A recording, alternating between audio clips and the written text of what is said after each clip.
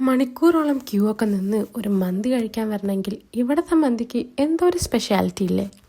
അപ്പം നമ്മളിന്ന് വന്നേക്കുന്നത് ബാംഗ്ലൂർ മടിവാലയിലുള്ള നഹദി മന്തിയിലാണ്.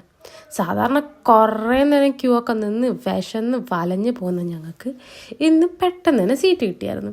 അപ്പം നമ്മൾ ഓർഡർ ചെയ്തത് ഒരു നോർമൽ മന്തിയും പിന്നെ ഹണി ചിക്കൻ മന്തിയാണ്. സോ ആദ്യം തന്നെ ആ ഹണി ചിക്കൻ മന്തി എടുത്തു.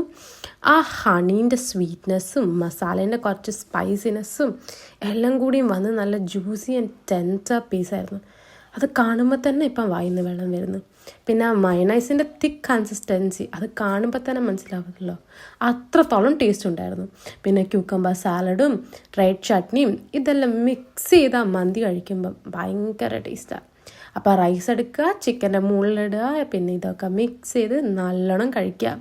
So suggest your favorite mandi spot. Until next time, it's a bye from Gayatri's Kitchen Stories. Bye bye.